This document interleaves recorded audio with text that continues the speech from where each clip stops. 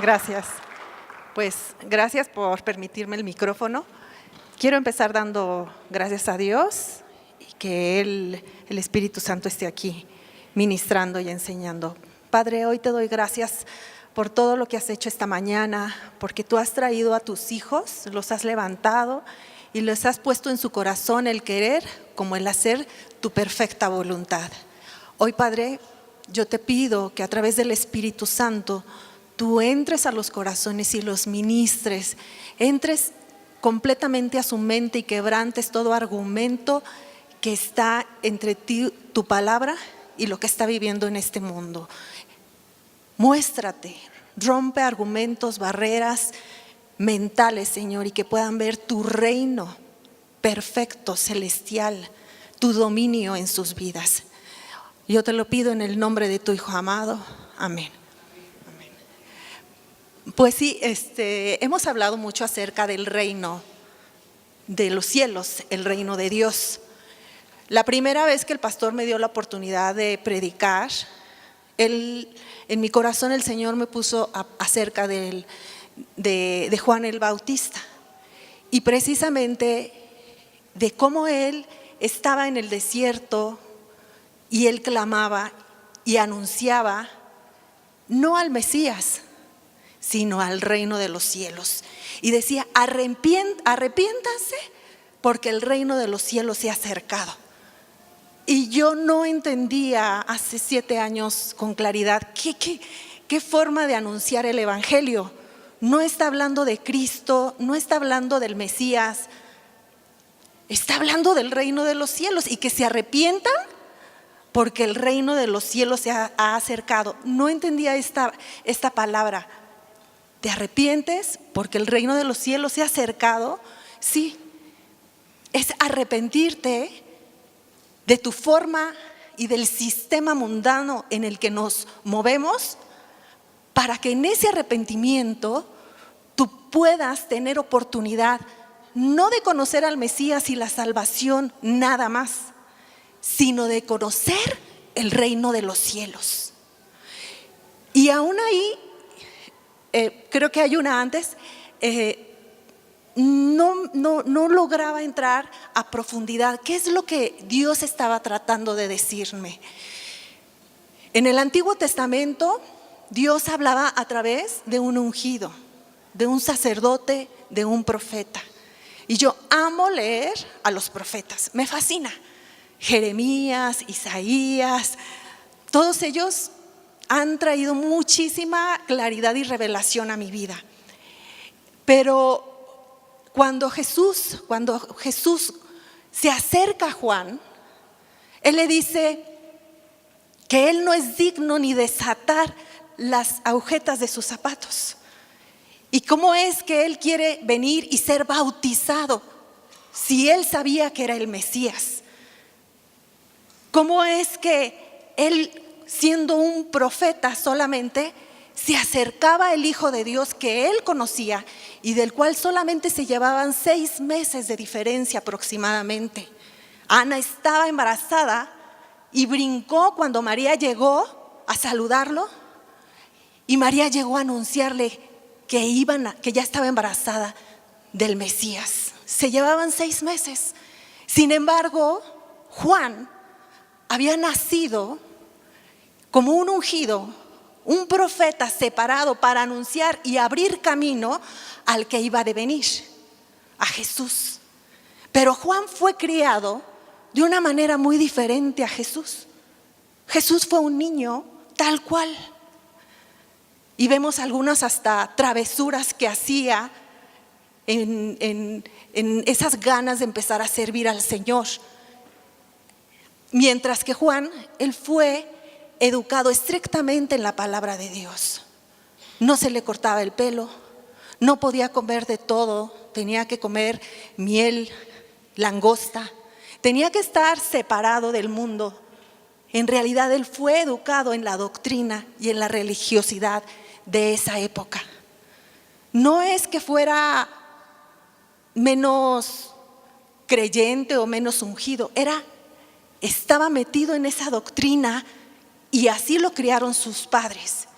Mientras que Jesús creció con una libertad total, una libertad en donde Él simplemente se sabía amado, sometido a una familia que Dios había elegido para cuidarlo, para instruirlo, para guiarlo.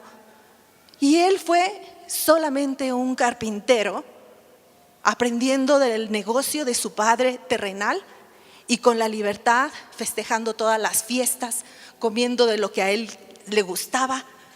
Y es ahí donde llegan a encontrarse esos dos mundos que viene en la palabra de Dios, lo que es el Antiguo Testamento y lo que es el Nuevo Testamento.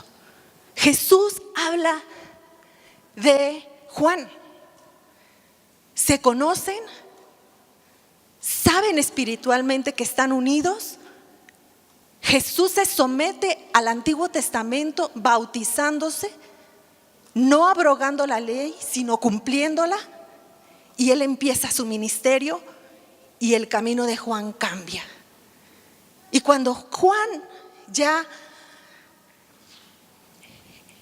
empieza a hacer esa persecución para su vida, él mismo empieza a cuestionarse: ¿cómo? Ahora me tienen recluido por una mentira que se dio sobre mi vida, porque la hija de, ¿cómo se llamaba la hija? Pide la cabeza de él, y él está recluido ahí y pide en su cabeza, y empieza ese estrés, esa presión sobre su vida. Y entonces él ahí empieza hasta a dudar. ¿Será que él es el Hijo de Dios? ¿Será que aquel al que yo bauticé será el Hijo de Dios? Empieza hasta a dudar y manda a dos de sus discípulos a preguntarle si él era el Hijo de Dios. Y Jesús no contesta. Jesús solamente les dice, está él sanando, está él trabajando en la obra de Dios, y no le contesta. Solamente le dice a sus discípulos: los ciegos ven, los sordos escuchan, los cojos andan y son libres de toda enfermedad. Ve y cuéntales. Ven, ve y cuéntales. Y es ahí donde toda su vida de Juan sigue otro curso. Jesús entonces estaba él enseñando aún a los del Antiguo Testamento, que era con prodigios y milagros y con el poder de la palabra hecha vida en cada ser humano, como él demostraba quién era. Mientras antes era con la doctrina, Jesús enseñaba con el ejemplo. Aún así, empiezan todavía la gente a murmurar, y él les dice: ¿cómo? He traído profeta, y a él, por ser un ungido, por no comer de todo, por estar separado, lo han criticado. Y ahora a mí le llaman el que come, el glotón y el que bebe, porque él se movió como un hombre natural aquí en la tierra, y le llamaban glotón y comilón. El que va a las fiestas, el que se sienta con los recaudadores, el que habla con el pueblo inmundo, los gentiles, los samaritanos, el que habla con las prostitutas, y era criticado por la gente religiosa de ese entonces. Las situaciones que él estaba diciendo: he traído delante de ustedes a los ungidos separados, a los que cumplen la palabra, y que viene sobre todos ustedes. Son como niños sentados que solamente están mirando y están enjuiciando.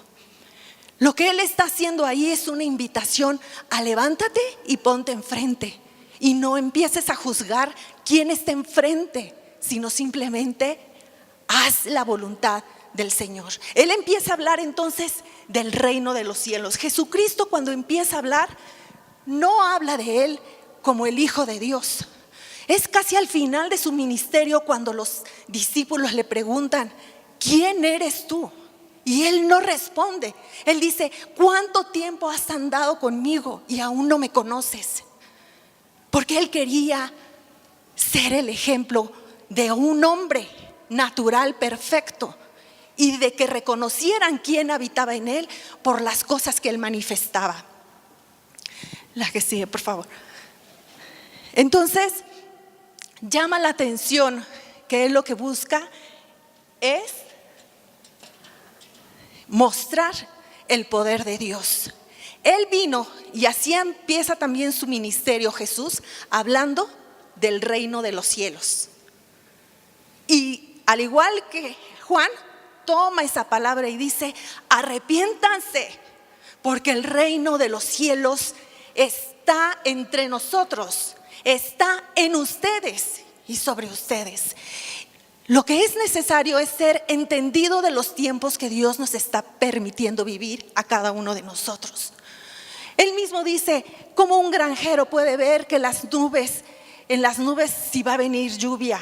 ¿Cómo pueden las aves y los animales sentir que hay algo que los esté poniendo nerviosos porque viene un león, porque viene? Ellos perciben, y ustedes no se conectan, no se sensibilizan a lo que está pasando en el ambiente espiritual.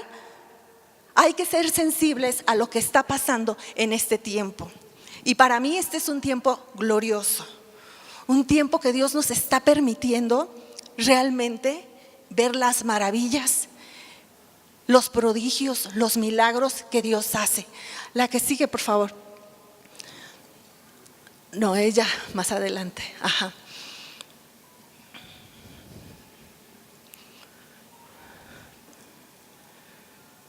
Bueno, como dije, Juan estaba vestido de pelo de camello, tenía un cinto de cuero alrededor de sus lomos y su comida era langostas y miel silvestre, solamente. O sea, él se cuidaba de todo para no contaminarse con las cosas del mundo, para ser esa voz de Dios aquí en la tierra.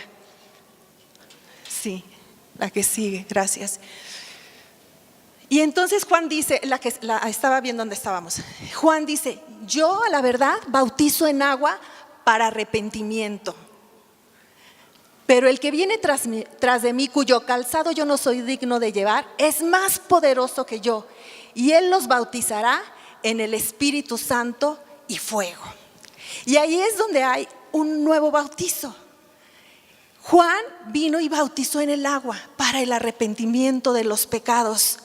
Y Jesús viene, se pone como modelo a quien seguir, como hombre, delante de sus discípulos, de los 70, del pueblo, haciendo prodigios, milagros, es decir, trayendo el cielo a la tierra, trayendo salud, trayendo liberar al cautivo. Él es así como lo lee y dice: esta es la palabra de Dios y hoy se ha cumplido. ¿Qué? Que soy el ungido de Dios para traer libertad al cautivo, para sanar a los enfermos, para dar apertura de cárcel a todo el cautivo.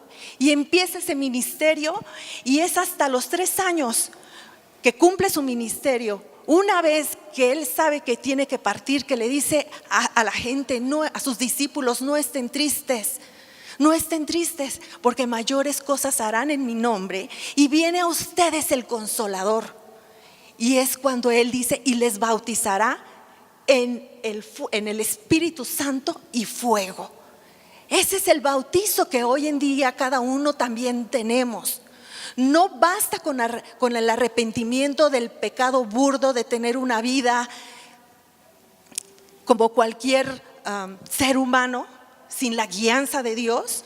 Sí, te arrepientes del pecado burdo, pero cuando tú eres bautizado a través de Jesucristo con el Espíritu Santo y el fuego de Dios, es un fuego que consume, es una pasión ardiente que viene de Él, que es depositada en tu corazón. Es esa llama que se enciende en tu corazón y que transforma, que limpia, que purifica tu mente. Que todo lo que ves en este mundo ya no es con los ojos del hombre, sino con lo que Dios te está revelando acerca de este mundo. ¿Para qué? ¿Para qué? Para establecer el reino de Dios en la tierra. Sus discípulos le decían: ¿cómo tenemos que orar? Y él decía: levanten, Padre nuestro, sí que estás en los cielos. Gracias porque tú eres santo, tu nombre. Pero Él les dice: venga a nosotros tu reino, venga a nosotros ese reino. Les está mostrando que por qué estamos aquí es para traer el reino de Dios a la tierra. Y nos capacita con su Espíritu Santo, con ese fuego, con esa pasión, para ver las cosas que son, sí, lo que ves, ver las cosas y transformarlas, porque esa es la verdadera fe. Ver con los ojos de Dios lo que hay en el reino de Dios. Pero ¿qué hay en el reino de Dios? ¿Qué hay en el reino de Dios? ¿Cuántas veces de niños repetimos esa oración: venga a nosotros tu reino? ¿Qué es el reino de Dios?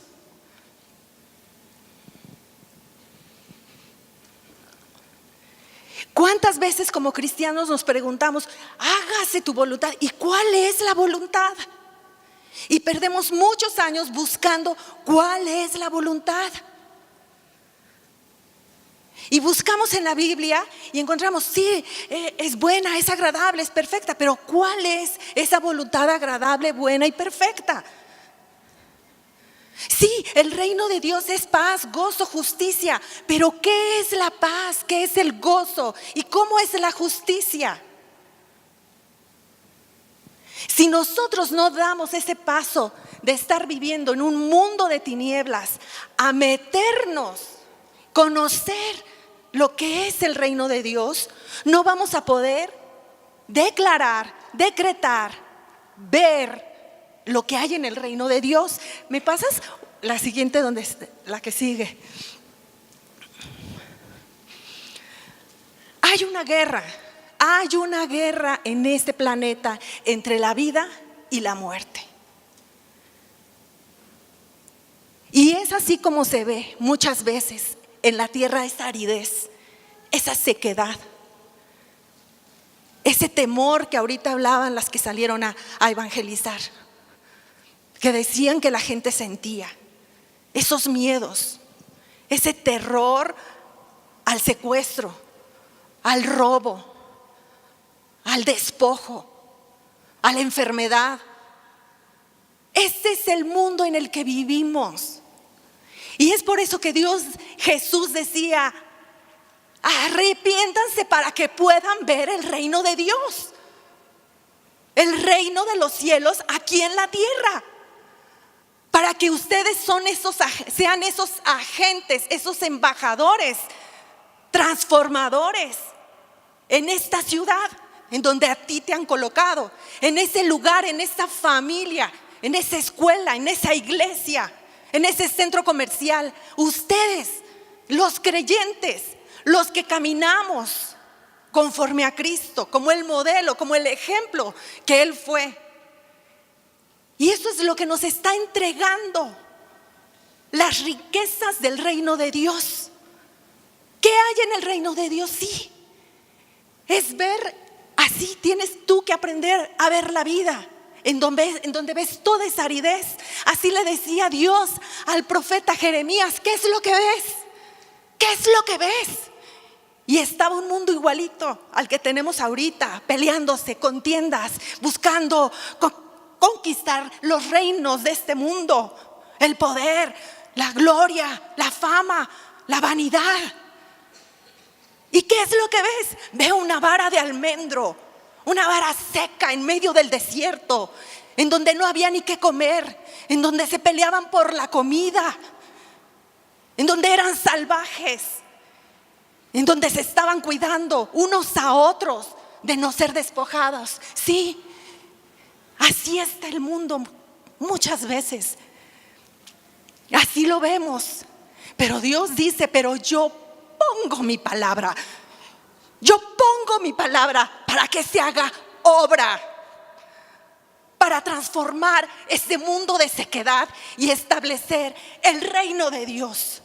En donde tú ves sequedad, yo veo ríos de agua viva que fluyen en esa tierra, que fluyen desde tu corazón. En donde tú ves total despojo y carencia, yo veo esperanza. Y empieza empiezas entonces a declarar lo que es la justicia de Dios. La justicia de Dios, que son todas las promesas que están escritas en la palabra. Y entonces en realidad es cuando empiezas a tener esa fe, porque no andamos por vista, sino por fe, declarando las cosas que no son, porque no se trata de que lo veas como si fueran, pero si se queda esta palabra en tu mente, qué bueno, pero tiene que bajar a tu corazón, que sea ese fuego que te consuma, que no lo puedes contener. Y de aquí a aquí ya hay un gran paso, ya hay un gran avance, pero todavía no se hace nada. Dios creó el universo, el cielo, las estrellas, y todo esto estaba la Trinidad completa. En el principio era el Verbo, Jesús, y el Verbo era con Dios, y el Verbo era Dios. Estaba ahí Dios Padre y Jesús en uno, pero no estaba completo hasta que se habló. Y entonces Dios dijo: hágase el cielo, las estrellas. Fue hasta que se proclamó, fue hasta que se abrió la boca de Dios que se empezó a hacer la creación en realidad. Fue hasta que dijo la palabra. Allí estaba así, como muchas de las palabras que Dios les ha entregado a cada una de ustedes. Está en su corazón, está en su mente la palabra, pero todavía falta. ¿Qué falta? Falta declararlo, falta decretarlo, falta gritarlo, falta ponerlo por obra. No porque se vea, sino porque lo tienes tú que decir, y te haces coheredero de las riquezas de Dios aquí en la tierra. Te haces creador juntamente con Él de las cosas del reino aquí en la tierra. Sí, yo veo escasez, yo declaro que tu Padre es el proveedor, que nada te va a faltar, que no hay simiente del Señor que esté mendigando pan. Yo declaro las promesas de Dios para tu vida, que ya no eres cola, sino que eres cabeza, que fuiste llamado para hacer luz en medio de estas tinieblas.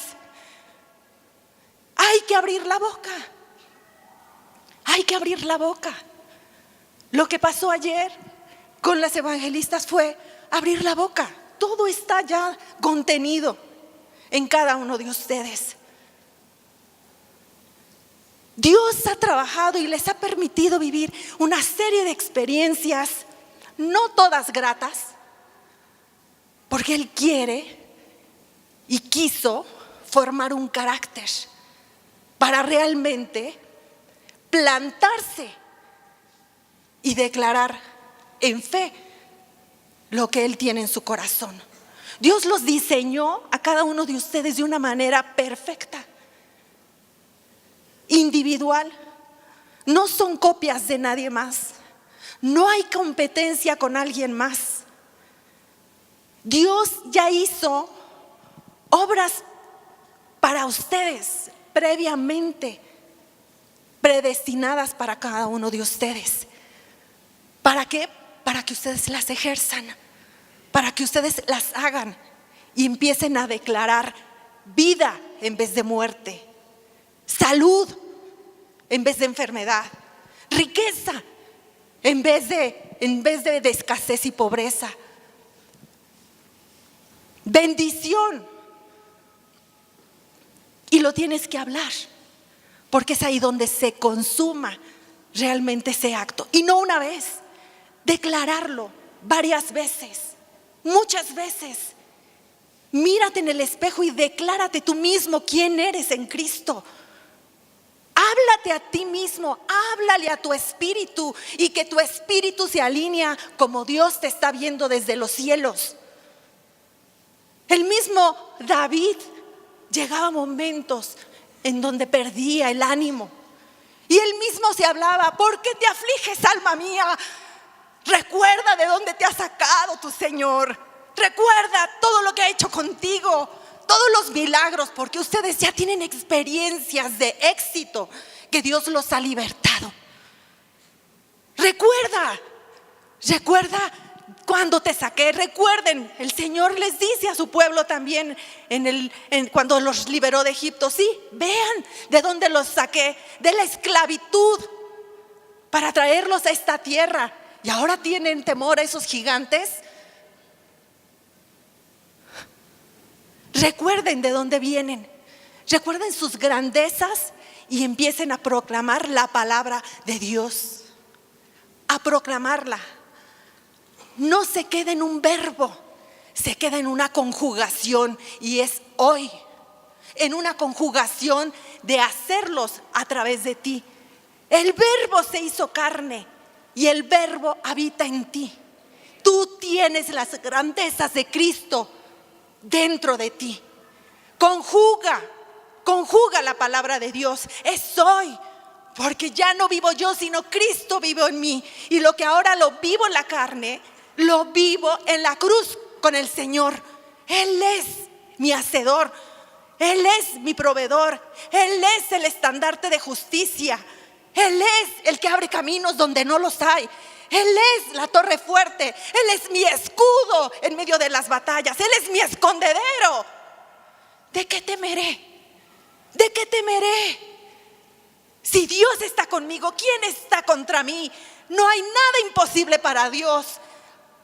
Si Él está en ti, declara quién eres tú, confiésalo, háblalo, proclámalo, para que se hagan las cosas aquí en la tierra. Nosotros somos los que llevamos esa vida abundante a la tierra, los que podemos hacer que crezcan árboles, frutos, huertos en tierra seca, en donde en esa aridez caiga la lluvia temprana y la lluvia tardía, en donde esa enfermedad es totalmente cortada, porque yo me he convertido a Cristo, porque yo le creo a Él, y Él ya pagó todo eso en la cruz para darme a mí libertad total, para expresarme, para adorar, y no nada más para mí, sino para ir por más y libertad al cautivo de donde se encuentra.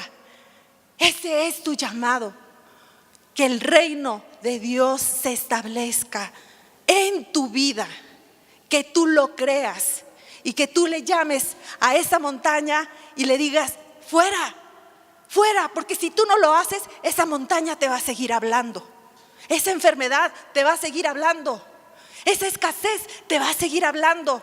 Pero es su voz o la voz, la palabra de Dios sobre esa circunstancia. No creas que si tú te quedas mudo, está todo igual. No, ellos siguen hablando hasta que tú te levantes con una voz. Y fíjate lo que empieza a decir, la que sigue, por fin. Establecer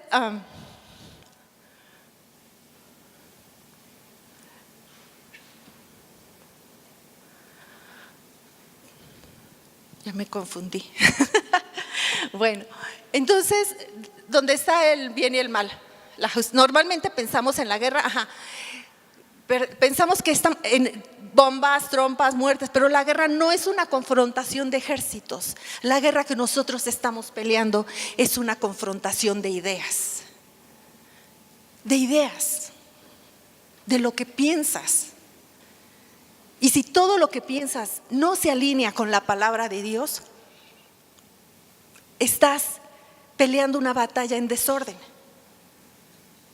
Tu mente tiene que estar alineada con lo que dice la palabra de Dios. Tu corazón con lo que dice la palabra de Dios. Somos seres tripartitas. Y tú puedes venir y decir sí, sí creo, pero hacer otra cosa y pensar otra cosa. Se tiene que alinear completamente. Alinear como Dios te creó en la tierra. Así, tú verte. ¿Quién soy yo? No lo que fui, no lo que he hecho. ¿Por qué? Las cosas viejas ya pasaron. Hoy soy una nueva criatura.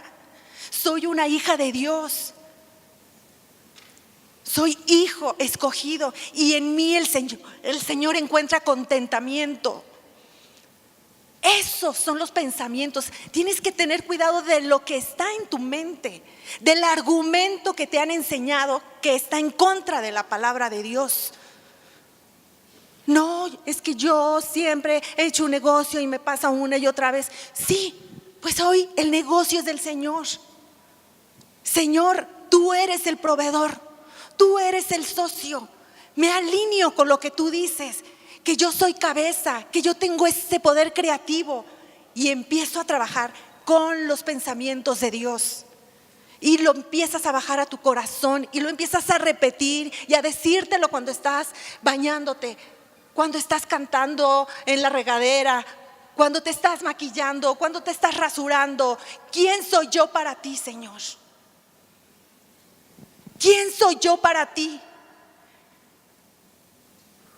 Y Él te lo va a contestar. Él te va a decir, para que se alinee completamente y empiezas aquí en la tierra a ser el instrumento perfecto para toda obra que Él ha predestinado para ti. La que sigue, sí. ¿Cómo trabaja el enemigo? Él planta ideas de incredulidad. Planta ideas en tu mente sobre tu identidad en Dios. Eso fue lo primero que hizo con Jesús. Jesús, cuando inicia su ministerio, va y Él se le presenta. La tentación de Jesús es que se le presenta el enemigo y le dice: si eres el Hijo de Dios, después de un ayuno de 40 días, le dice, pues tenía hambre, es hombre. Si eres el Hijo de Dios, o sea, está cuestionando si es el Hijo de Dios. Si eres hija de Dios, deberías de. Si eres hijo de Dios, ¿por qué todavía haces esto? ¿Por qué tu familia está así? ¿Por qué tu economía está así? Está cuestionando tu identidad. Y Él no es creativo. Él es una copia falsa, barata. Él viene con las mismas artimañas para envolverte en esos diálogos. Y si tú entras y crees y te alineas con lo que está diciendo el otro, pues empiezas a meter argumentos a tu mente. Si eres hija de Dios, deberías de haber hecho, ¿no? Dices que eres hija, dices que eres cristiana. Y está poniendo en duda tu identidad. Y el hijo es. Y aunque nos volvamos a equivocar, vamos con nuestro Padre y Él nos vuelve a limpiar las lágrimas, nos vuelve a sacudir el polvo, nos levanta y nos vuelve a dar guianza, porque eres hijo y no lo vas a dejar de ser. Y un hijo está a la mesa. Aunque el hijo no quiera venirse a sentar en ese momento, ahí está su lugar en la mesa. El padre está esperando porque llegue. Está esperando el momento en que vuelva a sentarse a comer en la mesa de su padre. El hijo es hijo y no puedes poner esa duda que Él viene a sembrar a nuestra vida. Si eres hijo de Dios, has fallado mucho, no sirves para esto. Quiere descalificarte, quiere echarte al olvido, quiere que pienses que tú eres un humano más, un ser vivo que nada más nace, crece, se reproduce y se muere sin un propósito, sin un padre que te guía, que te da consejo, que te levanta, que te protege. Si eres hijo de Dios, a ver, prueba esto. Y Él le contesta: no solo de pan va a vivir el hombre. No necesito. Y empieza, generalmente empieza con las necesidades más básicas de cada uno de nosotros. La comida, el sostén de tu casa. Empezó a tentarlo con las cosas más básicas. Si fueras hijo de Dios, por lo menos tendrías eso resuelto. Y esa es la primera batalla que todo ser humano tiene que librar. Después viene y nuevamente lo tienta. La que sigue. Con nuevas ideas de incredulidad sobre la paternidad de Dios. Ay, ¿de veras crees que Dios es bueno y va a perdonarte eso? Entonces, ¿por qué hay tantas cosas en el mundo? Entonces, ¿por qué se llevó a tu padre, se llevó a tu madre? ¿Por qué se llevó a tu hijo? ¿Por qué dio esta enfermedad? Empieza a poner dudas de incredulidad, ya no sobre tu identidad, sino sobre la identidad de Dios. Empieza a hablar de Dios como si Él fuera un Dios malo, alejado, que no está buscando tener una comunicación contigo, sino que está lejos. Empieza a hablar de la identidad de un Dios y de sus cuidados, de un Dios paternal, de un Dios amoroso. Y empieza a distorsionar la imagen que tú tienes de Dios, creyendo que Él no va a perdonar, creyendo que Él es un Dios que condena, creyendo que Él es un Dios que va a llegar con un juicio, pero para calcinarte, para acabarte. Y empieza a distorsionar lo que tú piensas de Dios. Pero eso no es lo que dice la palabra. Jesús vino a hablar de Dios Padre. Y Él mismo dice que Él no vino que Él viene por los perdidos. Porque los perdidos son de gran estima, son como esa perla que está perdida y la busca en medio de toda la paja, porque es de gran valor. Jesús dice que Él viene por el enfermo. Jesús dice que Él viene por aquellos que Él no vino a condenar, sino a salvar. Entonces, ¿por qué como creyentes a veces pensamos que Dios nos condena? O que la palabra de Dios nos condena, o que no somos aptos. Es por una distorsión de lo que tenemos de Dios. Y culpamos a Dios de las cosas que el hombre hace por irresponsabilidad. Dios nos entrega a nosotros este mundo y nos da la libertad de hacer lo que queramos con este mundo. Pero cuando las cosas salen mal, entonces, ¿por qué Dios permite estas cosas? No, es tu responsabilidad, es nuestra responsabilidad. Y tan es así que nos da a nosotros como creyentes la responsabilidad de ir nuevamente a rescatar a ese mundo perdido. Y cuando digo de ese mundo perdido, no me refiero nada más a las personas y a las almas. Me refiero al planeta Tierra. Me refiero a todo lo que Dios creó para que nosotros nos enseñoreáramos, lo administráramos, lo cuidáramos. Él nos los entregó y es nuestra responsabilidad el ir por eso y nuevamente llevarlo a los pies del Señor. Y la tercera forma en que nos engaña es: entrega los reinos de este mundo a fin de que le sirvas a Él. Entonces, primero te trata de a ti de sacar de la mente de que tú eres el hijo. Trata de que veas a Dios como un Dios malo y distorsionado. Y después te entrega así fue como lo hizo con Jesús. Entrega los reinos de este mundo a fin de que a Él le sirvas y te apartes de Dios. De nuevo lo tentó el diablo llevándolo a una montaña muy alta y le mostró todos los reinos del mundo y su esplendor. Todo esto te daré si te postras y me adoras. Y él entiende claro y le dice: vete de aquí, Satanás, porque escrito está: solo a Dios adorarás y solo a Él le servirás. Tremendo. Es tremendo porque el engaño sigue siendo el mismo. Es el mismo. Pero si todo lo que haces, todo lo que tienes es para glorificar y honrar a Dios, está alineado y está bendecido con Él, con su mano poderosa sobre tu vida, con su protección. La que sigue, por favor. La iglesia actual nos está enseñando a trabajar alineadas con las verdades del reino, para que la realidad de los cielos se manifieste aquí en la tierra contra los problemas terrenales, aplastándolos, acabándolos. Para eso estamos, para traer como iglesia que eres tú eres una piedra viva de esta iglesia.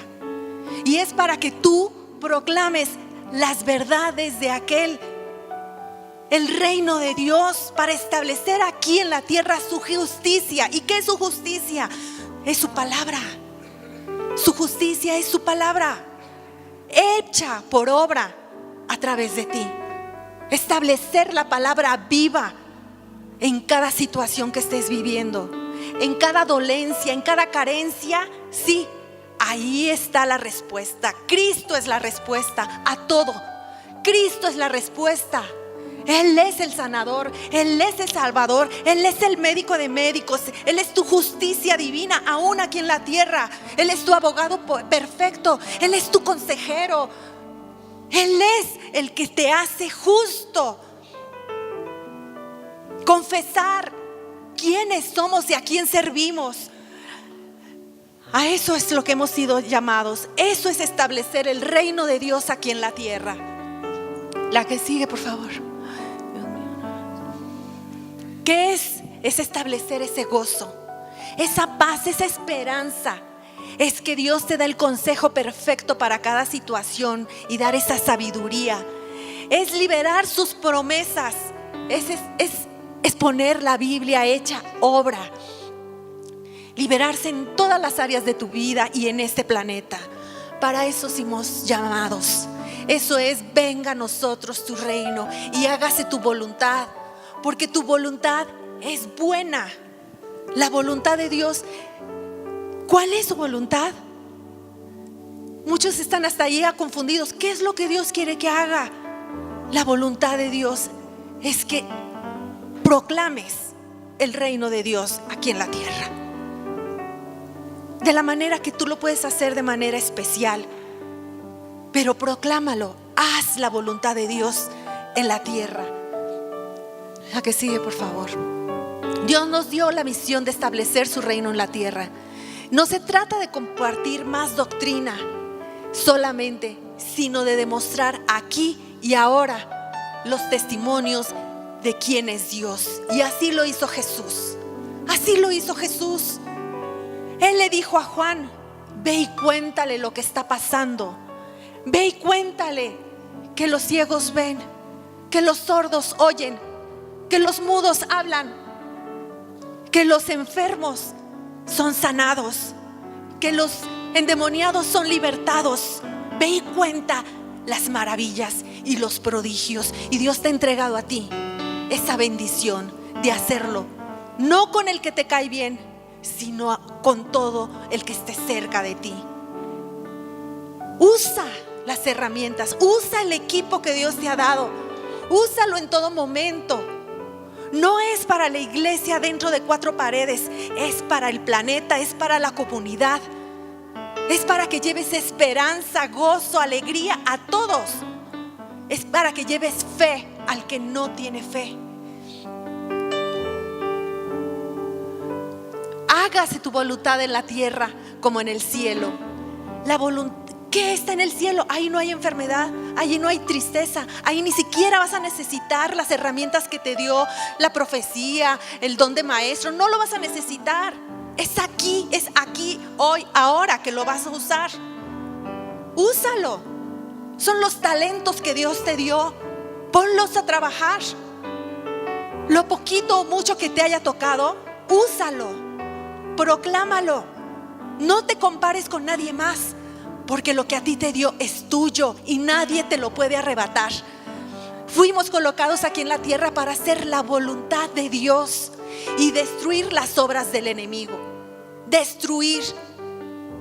Cuando tú llevas esperanza, cuando tú llevas amor, cuando tú llegas inspiración, usa tu mente creativa que Dios ya depositó en ti. Úsalo.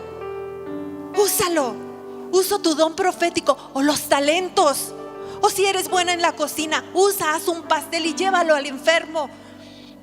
Lleva la comida a la viuda, al huérfano, al afligido.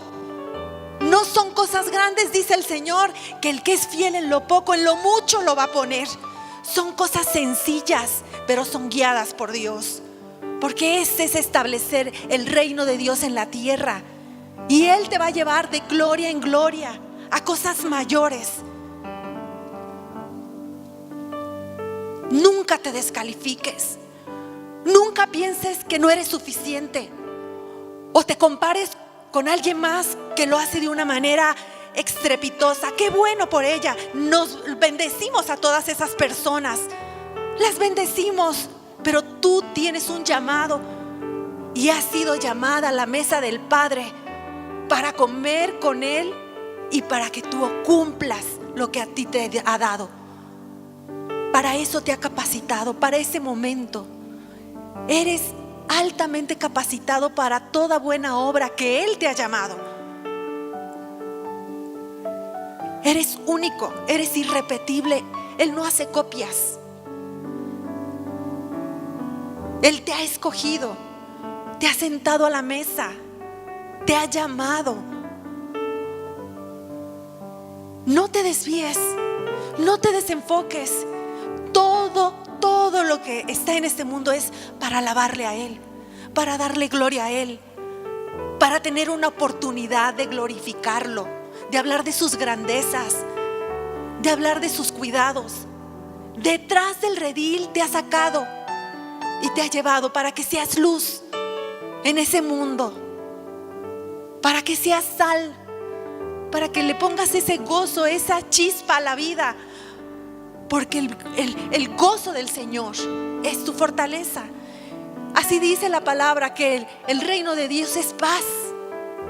Paz, porque ¿qué te puede quitar la paz?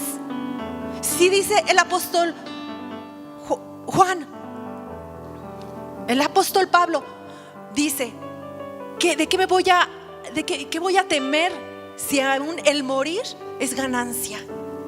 Aún el morir es ganancia. ¿Por qué? Porque tú pasas a estar con Él sentado a la diestra del Padre. O sea, ni siquiera de la muerte podemos tener temor. Yo siempre me preguntaba cómo es que morían esos cristianos cantando. ¿Cómo es que Esteban estaba ahí apedreado y él con la luz y con una sonrisa en su rostro? ¿Sabes qué? Tenía sus ojos puestos en el reino de Dios.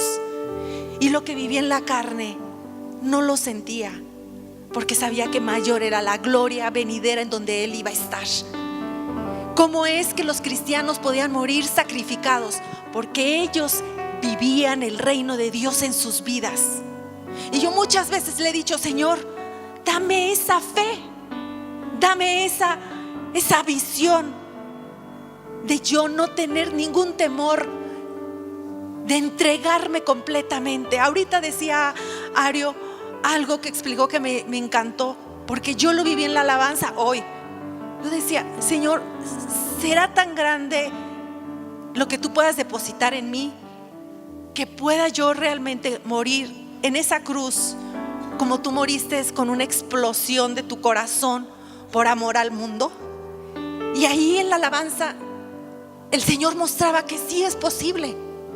Sí es posible morir de amor por esta tierra. Es posible. Me sentí realmente muy sorprendida de que Dios pueda darnos ese corazón de tanto amor. Que puedas amar no a tu familia, porque ¿quién no ama a su familia si son tu misma sangre, tu misma carne?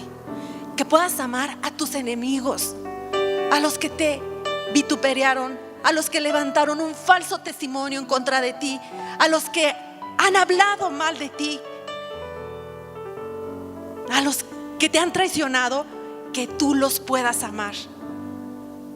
Ese es el amor de Dios, que sobrepasa el entendimiento humano, que sobrepasa todo lo terrenal para llegar a amar de esa manera. Y Él murió así por nosotros, porque nos veía ya completamente transformados y nos veía sentados en su reino celestial.